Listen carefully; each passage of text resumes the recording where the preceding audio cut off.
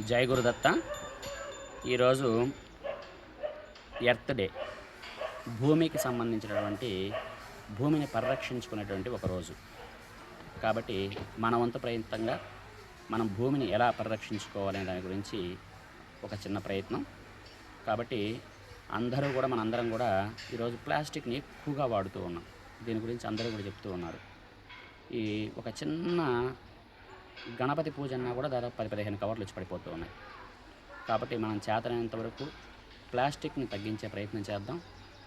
తద్వారా చూడండి, నీరు కాలుష్యం అవుతుందన్నారు, గాలి కాలుష్యం అవుతుందన్నారు, ఇప్పుడు భూమి కూడా కాలుష్యం అయిపోతుంది.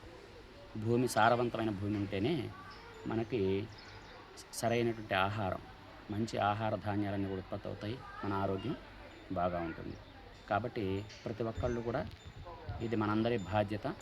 కాబట్టి ప్రతి ఒక్కళ్ళు కూడా ఈ ప్లాస్టిక్ని సాధ్యమైనంత వరకు తక్కువ వినియోగించి భూమి కలుషితం కాకుండా చూడాల్సిన బాధ్యత ఈరోజే కాదు, మనం 365 రోజులు ఆ ప్రయత్నం చేయాలి. అందుకోసంగా సాధ్యమైనంత వరకు ప్లాస్టిక్ని తక్కువ వినియోగించండి, భూమిని పరిరక్షించండి. తద్వారా మన ఆరోగ్యాన్ని మనందరం కూడా కాపాడుకున్నటువంటి వాళ్ళం అవుతూ ఉంటాం. ఈ సరే అండి, మనం ఒక్కళ్ళం ప్లాస్టిక్ని తగ్గిస్తే ఉపయోగం ఏంటి?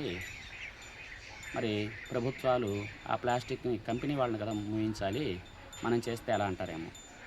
మనం ఒక్కళ్ళం ప్రయత్నం చేస్తూ ఉంటే మనం ఒక్క నీటి బిందువే కదా అనుకుంటాం. ఆ ఒక్క నీటి బిందువు ఎక్కువయ్యి చూడండి, ఒక్కోసారి ఆ వర్షాలు వచ్చి అనేకమైనటువంటి డ్యాములను కూడా లాక్కెళ్ళిపోతూ ఉంది.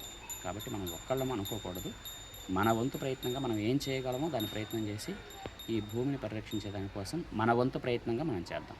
జై గురుదత్త.